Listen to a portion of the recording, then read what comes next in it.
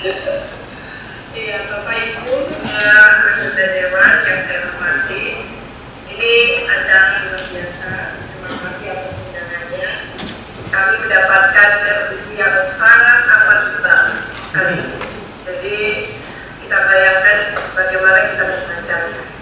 Membacanya tebal sekali. Ada RUU, memang RUU pemilu. Di dalamnya ada penyelenggara, ada KPU, Bawaslu, ada pilpres, pileg, ada pilkadanya, kan masuk semuanya. Saya belum hatam membacanya ini, Mas Arif, belum hatam saya membacanya. Dan tentu saya tidak ingin mengajari ikan berenang di lautan. Bapak Ibu yang sudah malang melintang di DPR sudah terbiasa setelah 4 tahunan membahas revisi undang-undang gitu ya, undang-undang politik, undang-undang pemilu seperti ini. Jadi sudah terbiasa. Hanya sebagai tentu peneliti, sebagai intelektual, tak ingin share gitu ya. Adalah saya tidak masuk ke masalah yang sangat teknikalitis. Gitu ya. Tadi Mbak Titi sudah masuk yang luar biasa. Nah, tentu di sini kan ada Mbak Titi sudah presentasi lama sekali dan luar biasa. Nanti ada Mas Kadung Marija, lalu ada Mas Topo, ya, Santoso, ini sahabat-sahabat lama sederek.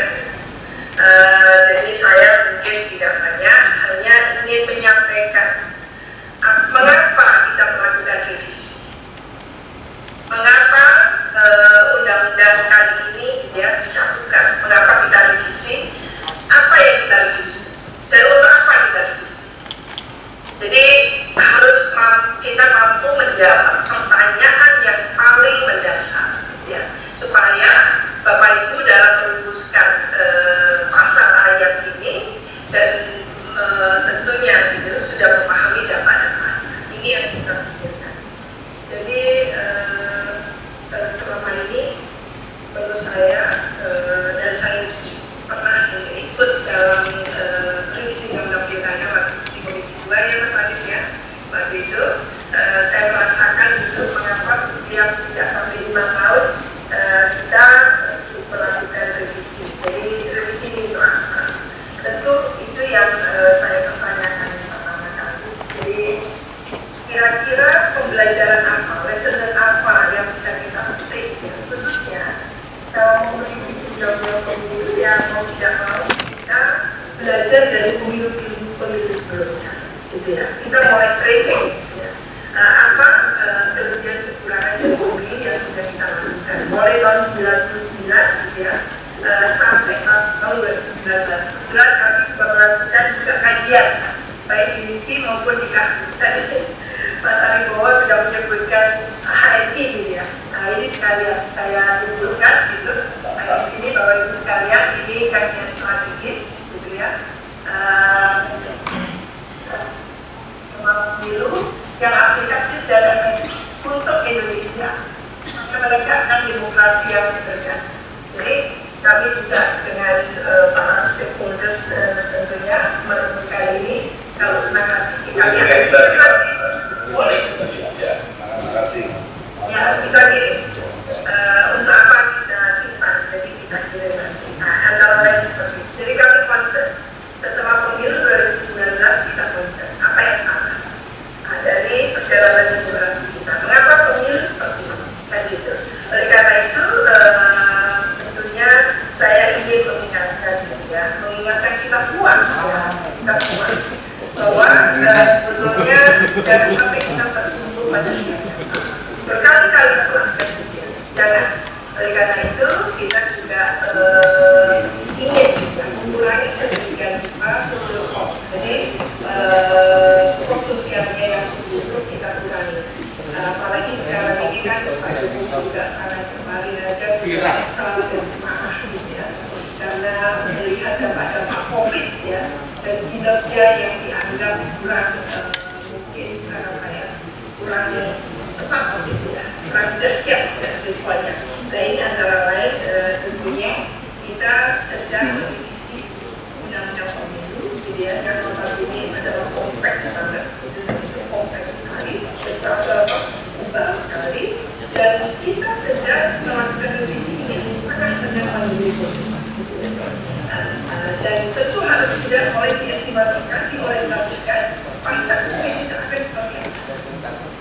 ya, dengan dampak-dampak yang seperti ini. Nah, ini juga harus menjadi pemikiran para legislator kita. Terus terang, Mas Arief, kami sangat berharap Komisi 2 ini mohon diberikan legacy lah kali ini. Bagaimana memiliki visi yang agak panjang, gitu. Dikunci lah kemungkinan yang yang memberikan perubahan itu jadi lebih lagi praktek-praktek yang disort gitu, kunci gitu. Sehingga kalaupun siapa menang, kita itu kaget, tidak perlu kita berharap gitu. Hanya karena menangnya dianggap tidak bisa diterima yang lain. Nah ini, jadi kita nuansanya adalah meluruskan kembali, karena harus ada satu itu mengacu kepada 4 konsensus. Jadi bukan karena saya lagi berita di masa ini. Jadi tentu kita harus mengacu ke sana. Dan ada gunanya kita berdemokrasi kalau kita itu antar kita sendiri atau komunitas antar masyarakat kita sangka-sangka. Gitu. Kita tidak membangun trust. Tidak ada gunanya sama sekali. Oleh karena itu kita memang menyadari bahwa idealnya satu revisi itu ya harus betul-betul nanti menghasilkan satu pemilu yang substantif. Pemilu yang tentunya gitu ya, nantinya memberikan kemanfaatan yang luar biasa gitu ya kepada NKRI kita gitu. Dan ini yang menjadi concern saya sebenarnya adalah tentang waktu masyarakat Indonesia, pendidikan untuk masyarakat Indonesia masih di belakang kami dengan karakter Indonesia yang unik gitu ya, arsipelago yang seperti ini, 542 daerah, 34 provinsi, gitu ya, 99 kabupaten, kota, 9 kabupaten, ribuan, 73.000 lah, Mas Arief Kimpuannya, itu desa. Gitu. Dan tidak semuanya maju. Apa yang kita harus bangun dengan demokrasi? Gitu. Saya bersetuju demokrasi yang kita bangun adalah demokrasi Indonesia, bukan demokrasi yang negara-negara. Nah ini artinya apa? Tolong revisi ini dipulihkan, gitu ya, membumi ke Indonesia, memahami bahwa landscape masyarakat kita, struktur masyarakat kita itu adalah masyarakat yang komunal dan permisif. Jadi dengan pendidikan tentang waktunya baru 8 tahun. Ini ada Prof. Kaito Marican yang notabene adalah beliau mantan dirjen di Kemendikbud. Bagaimana landscape seperti itu. Jadi ada pendekatan sosiologis yang kuat sekali, sosiologi politik dalam hal ini. Dan kita melakukan sistem demokrasi ini tidak anukan, luar biasa lokal. Dari demokrasi yang perwakilan menjadi demokrasi partisipatoris. Ini kan luar biasa. Dari perwakilan yang terserah nanti MPR, itu yang memilih presiden dan wakil presiden, DPRD memilih gubernur, bupati, wali kota, gitu, menjadi sekarang partisipatoris. Terjadilah fragmentasi kekeluargaan politik kita, terjadilah fragmentasi masyarakat kita. Nah, kalau fragmentasi tadi itu tidak dikelola dengan baik, ini akan menjadi bumerang bagi EKN. Betul. Jadi bagaimana kita menyadari itu semua konsekuensi logis itu? Jadi terus terang secara budaya kita itu tidak terbiasa sebetulnya dengan kompetisi kontestasi yang berkonsultasi seperti itu. Coba sekarang kita kembalikan, partai politik itu pilar utamanya demokrasi. Karena pilar utamanya demokrasi, partai politik itu adalah sorum, gitu ya, bagi praktek demokrasi itu sendiri. Nilai-nilai dibangun di dalam. Di situ ada kader dilakukan kaderisasi, buat promosi kader dengan merit system dan sebagainya. Nah itulah pilar pertama demokrasi. Tapi di Indonesia nuansa lokalitas, nuansa local culture-nya, budaya lokalnya, gitu ya. Kita punya local wisdom, punya local values, gitu. Itu berpengaruh, gitu.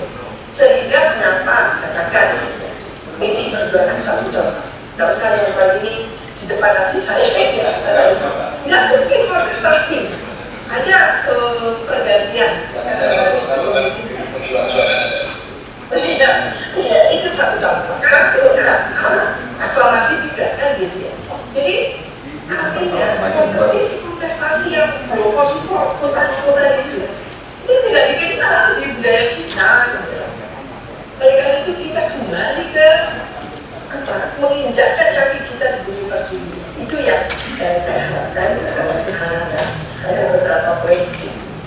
Lalu di poin ini saya mencoba juga memahami ya.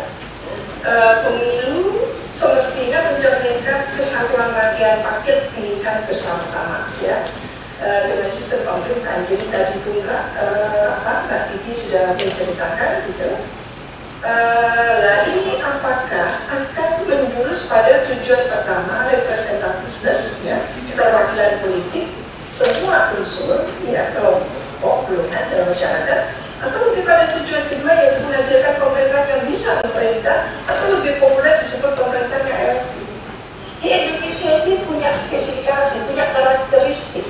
Mengapa para pendiri bangsa waktu itu hanya memintakan konstan atau dipilih saja yang dipilih, sehingga dalam utusan daerah ada wakil golongan. Mengapa utusan daerah tidak ikut pemilu kan gitu? Karena memang ada wisdom di situ oleh para pendiri bangsa itu sudah sedemikian brilliantnya mengkonseptualisasikan Indonesia bahwa ini bisa dipilih, dipilih gitu ya. Satunya utusan daerah tidak perlu dipilih karena kita punya karakteristik gitu, diambil representativenessnya gitu dan sebagainya tadi itu. Nah begitu utusan daerah bermetamorfosis menjadi DPR, apa yang terjadi? Ya kan?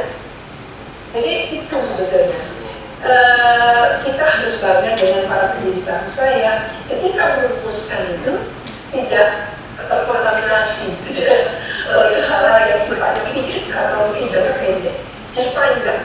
Nah kita yang sekarang mengisinya itu suka balir gitu ya. Nah ini yang mungkin kita luruskan kembali. Bapak Ibu sekalian, ini anggota dewan yang saya hormati, tentunya saya sangat berharap ya kali ini dan visi betul gitu ya, bagaimana suatu visi yang tidak ujuk-ujuk gitu ya, revisi yang penuh nilai gitu ya, bisa dipertanggungjawabkan bahwa ini betul-betul mengakomodasi, dan ini adalah revisi terhadap satu praktek yang menyimpang yang lain, sehingga harus direvisi, memberikan masa rakyat untuk mengayomi, untuk menjadi rujukan gitu, supaya sangat jelas bagi satu rujukan. Nah, dan memang saya Bapak Ibu sekalian yang harus kita kuatkan.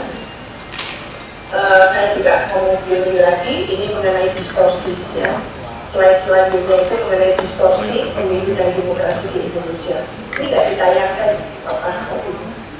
distorsi mengenai pemilu demokrasi di Indonesia ini yang kami karena melakukan penelitian juga ya, melakukan penelitian tentang sistem perwakilan, tentang pemilu, tentang DPD, tentang otonomi daerah dan sebagainya, demokrasi lokal, pilkada. Jadi paling kurang kita melihat bahwa mengapa indeks demokrasi di Indonesia cenderung menurun, Bapak Ibu sekalian. Belakangan ini dikatakan menurun dan menurunnya agak menukik. Apa yang salah pada demokrasi dan praktek pemilu kita? Ini pertanyaan, gitu ya. Kalaupun ada fluktuasi kapan itu bagus gitu ya, 7 lebih 7,7 gitu, sekarang itu turun gitu ya, buruk gitu. Ini ada apa?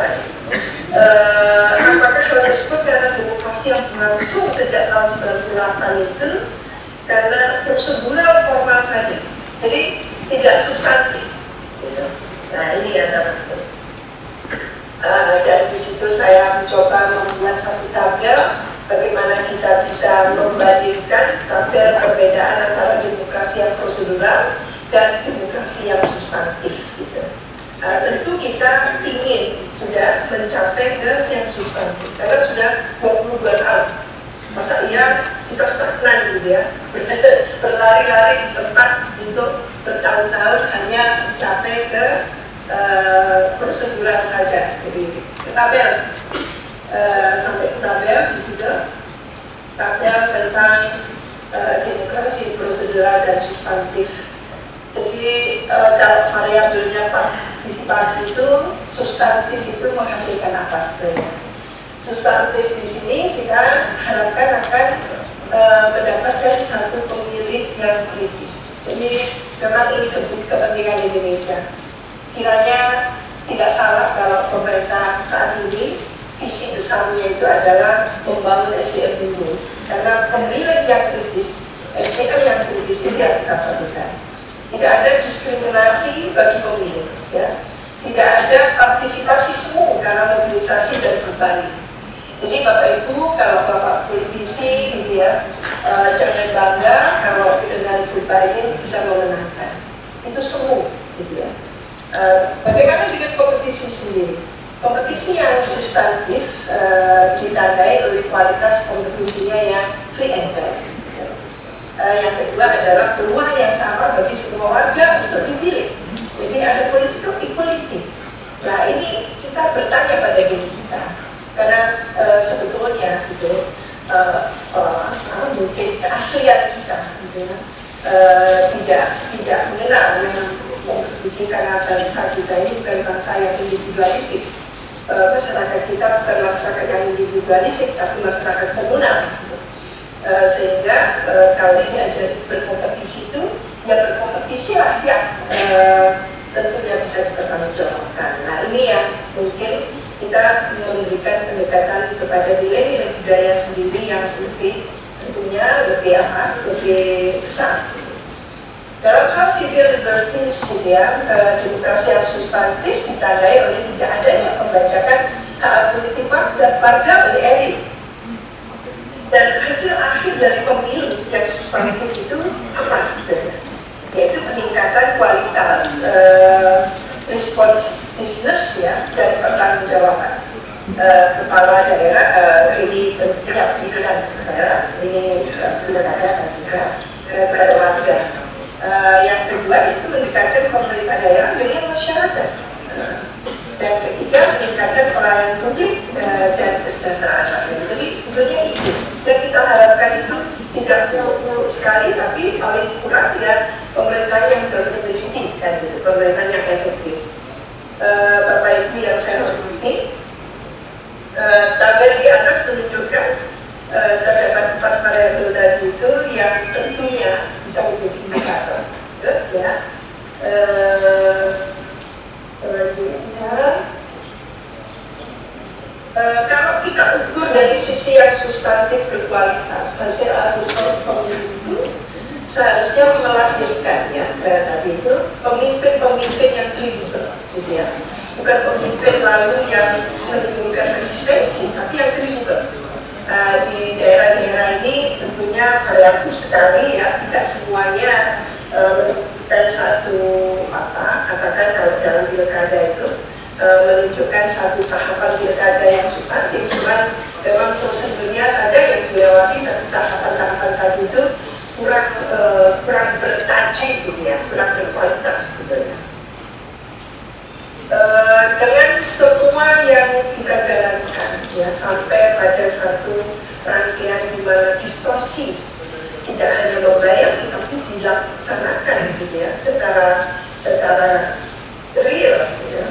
Distorsi demokrasi yang sudah berlangsung tadi itu ini tentunya saya ingin menggarisbawahi bahwa merumuskan keindonesiaan setara dengan memajukan konsep kebangsaan. Jadi bagaimana menghadirkan satu pemilu yang bernuansakan kedaerahan dan keindonesiaan itu yang balance gitu ya. Nah ini lagi-lagi kita memang, karena kita orang Indonesia, kita bukan orang Australia, kita bukan orang Amerika yang individualistik yang memang biasa dengan sangat logika tinggi gitu ya, rasional dan individual sekali hidupnya, private gitu ya. Kita tidak komunal, berhimpun masyarakatnya. Nah ini yang membuat tentunya ada pertimbangan-pertimbangan tersendiri menurut saya dalam mengambil satu kebijakan. Makanya menurut saya namanya undang-undang itu sebetulnya yang sangat memiliki otoritas adalah DPR dan eksekutif, legislatif dan eksekutif. Kita hanya menyuarakan, kita hanya menyampaikan tentunya. Kembali ke sebelum ada segitiga yang saya tunjukkan, mengingat pasca tahun 98 gitu ya, keindonesiaan dan demokrasi ini masih dipertanyakan kembali. Apakah cita-cita bersama ini masih ada di benak orang Indonesia sekarang ini? Memahami tabel di atas ya, yang tadi itu, terutama kaitannya dengan prinsip-prinsip demokrasi, substansi dan prosedural tadi itu, bahkan segitiga di bawah juga memberi ilustrasi antara nasion, distorsi dan paradigma. Ini lanjut ya, lanjut ya, ini sudah bisa disusun. Bapak Ibu yang saya hormati, ini saya mencoba menggambarkan bagaimana kita memahami kaitan antara nasion, distorsi dan paradigma. Jadi kalau segitiga, gambar segitiga ini semakin distorsi, ya, semakin distortif, ya, dikenali dan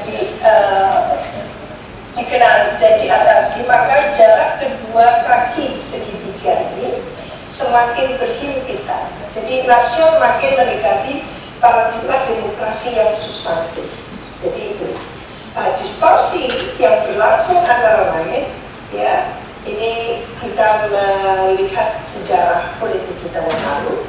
Naiknya B.J. Habibie menggantikan Soeharto, amandemen konstitusi yang berulang kali dan inkonsisten dengan sistem politik, mekanisme demokrasi yang ad hoc tercermin dari revisi berulang terhadap undang-undang, ya, antara lain undang-undang pemilu, penyelenggara otonomi daerah yang dibacak kepentingan elit oligarkis, korupsi yang sistemik, ya. Lalu paradigma ini demokrasi elektoral dan deliberatif, paradigma demokrasi ideal, tidak distortif, ya.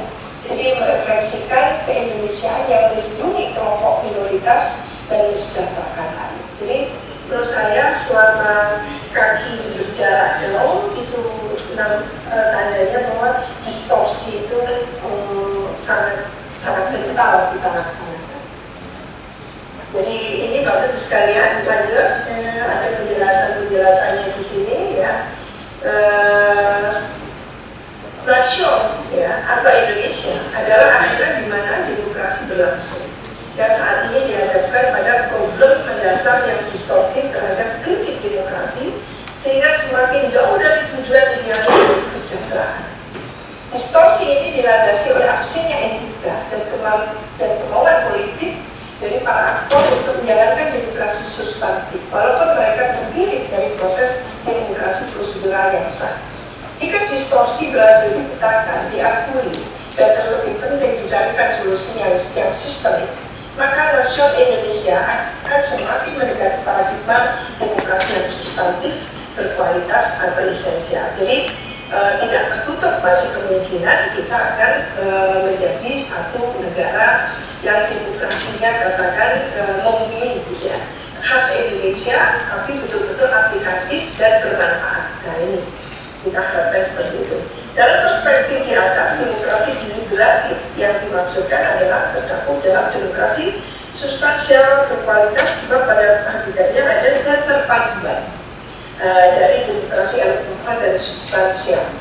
Demokrasi deliberatif ini prakteknya telah berlangsung semenjak masa pra kemerdekaan di Nusantara, serta ditemukan dalam praktek politik dan budaya lokal di daerah-daerah. Persoalannya demokrasi deliberatif yang mengandalkan komunikasi dan dialog terus-menerus berlangsung itu dalam aras kesetaraan ekonomi dan politik, di mana realitas di Indonesia justru menunjukkan ketiadaan kesetaraan ekonomi dan politik yang dirasakan oleh warga negara. Ini masalahnya. Monopoli praktek ekonomi dan politiklah yang menghalangi kesetaraan dan partisipasi warga negara secara substantif, ya, dalam demokrasi. Model yang diajukan di atas berupaya untuk mencari jalan keluar dari kemelut persoalan demokrasi Indonesia dengan terlebih dahulu mengidentifikasi distorsi yang ada seraya merefleksikan ideal values, ya, nilai-nilai ideal demokrasi yang universal untuk menemukan paradigma demokrasi ideal. Model tersebut tidak sama-sama merujuk pada paradigma demokrasi universal dalam konteks epistemologi politik dan budaya barat, melainkan juga memperbandingkannya atau mencari rujukannya pada perspektif kultur dan politik lokal yang sudah ada di Indonesia. Jadi ini dulu saya penelitian berturut-turut 3 tahun berturut-turut demokrasi lokal dengan melihat nilai-nilai budaya lokal, lalu melihat peran elit dan aktornya, dan juga terakhir melihat bagaimana peran dari institusi demokrasi lokal itu, dan terakhir adalah memodelkan demokrasi lokal itu seperti apa dengan kasus 8 daerah. Jadi antara lain itu Bapak Ibu sekalian, saya juga ini menyampaikan lagi sebetulnya karena sudah sering kita sampaikan ya, tentang respon kita terhadap RUU Pemilu yang intinya adalah sebetulnya yang saya catat ya, yang penting saja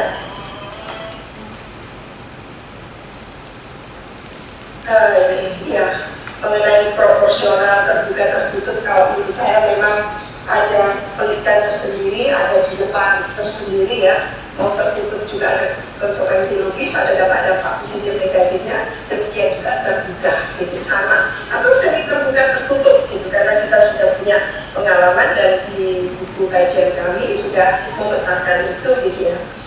Jadi bagaimana ke depan, apakah kita akan melaksanakan kembali tertutup gitu ya, atau setengah terbuka gitu, dan apa sebetulnya kemanfaatannya. Tentu kita harapkan adalah penguatan sistem partai politik kita, jadi pelembagaan gitu ya, sistem partai politik kita ini yang sangat penting. Misalnya tentang ambang batas ya, saya ambang batas untuk apa, untuk PT, untuk pilot itu mohon lah juga dibatalkan gitu ya, win-win solution gitu tentunya.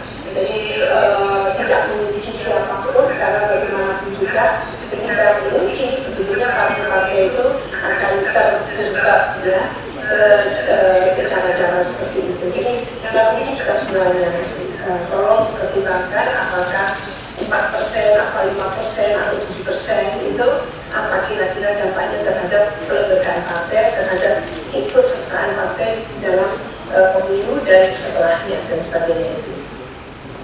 Demikian juga dengan presidensial threshold. Jadi di presidensial threshold itu saya hanya mengusulkan cobalah dibuat simulasinya dengan cukup seksama gitu ya, oleh Komisi 2, oleh Panja ini, apakah dengan menetapkan seperti yang sudah berlaku di pemilu 2019 itu bisa dilaksanakan dan ada kemanfaatannya, atau mungkin setengahnya saja gitu kan. Bagaimana kalau setengahnya saja, memungkinkan tidak ada kompetisi kontestasi, atau supaya muncul gitu ya calon-calon lain dan sebagainya. Dan terus terang kita harus memahami kondisi faktual sosial masyarakat kita yang belum dalam posisi yang harmonis. Nah ini perlu disebutkan dulu. Jadi disebutkan dengan supaya ada channeling gitu ya. Partai politik ini antara lain kan sebagai satu cara kita gitu supaya tidak ada konflik, atau apalagi konflik yang bernuansa violence, kerusuhan atau kekerasan. Itu kita tidak harapkan, karena apa? Karena sudah dijembatani dengan sangat memadai oleh partai politik. Dan sebagai penutup ya, ada beberapa usulan saya, khususnya presidensial threshold itu. Jadi yang paling mungkin hanya separuhnya gitu, atau nol ya. Kalau nol berisiko tidak kan gitu. Jadi semuanya itu disimulasikan biar baik partai besar, partai menengah maupun partai yang kecil gitu, yang ada di DPR itu juga, partai yang di luar DPR juga ikut gitu ya, memahami, ikut menyadari, ikut punya tanggung jawab moral. Jadi pada intinya kita harapkan memang dari praktek sistem presidensial itu adalah memang perampingan partai. Apakah efektif ya melalui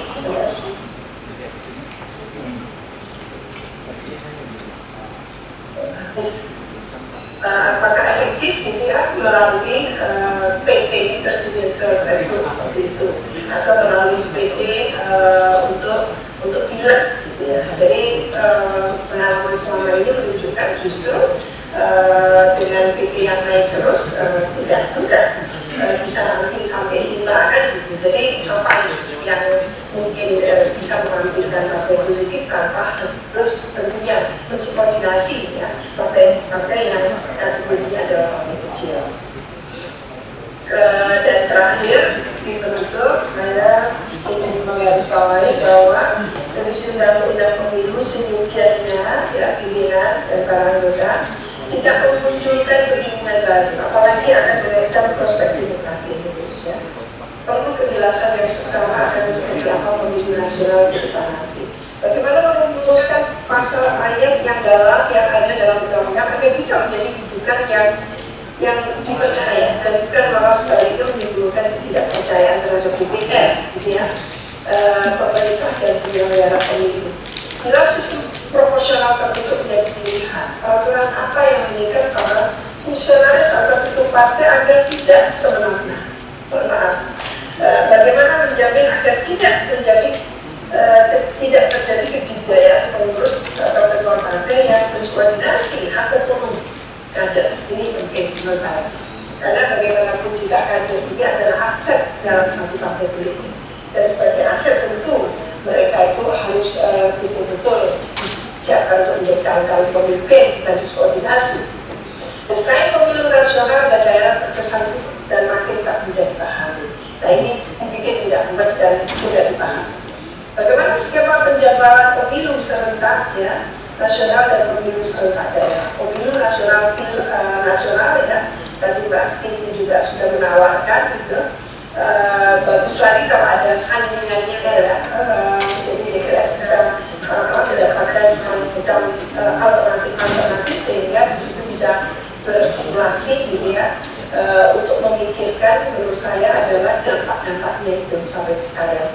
Kalau dampaknya lebih banyak positifnya ambil, tapi kalau dampaknya lebih banyak negatifnya tolong jangan sekali-kali ambil. Pemilu nasional, pemilu lokal ke depan akan semakin mensyaratkan banyak hal, apalagi dengan kehidupan normal baru yang juga menuntut perubahan dan inovasi yang berkualitas untuk mewujudkan Indonesia yang maju dan sejahtera.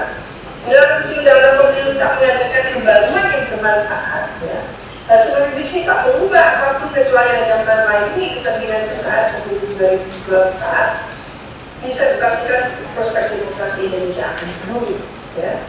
Perbaikan RUU pemilu dan partai politik menjadi satu hal yang niscaya kita, menurut saya, dan prasyarat bagi kembalinya demokrasi yang substantif, bukan demokrasi prosedural yang hanya itu harus ya, untuk disesuaikan dengan Indonesia menjadi pola hidup baru yang sangat demanding. Dan paling terakhir, gagal merespon hal tersebut akan menjadikan Indonesia stagnan dan bahkan kemungkinan besar akan mengalami setback yang serius. Jadi pilihannya jelas Bapak sekalian, kita mau maju ke depan gitu ya, dengan secara berkualitas dan kemanfaatannya dirasakan oleh sebesar-besarnya penduduk Indonesia, atau kita akan melakukan gitu ya, satu katakan gitu langkah-langkah yang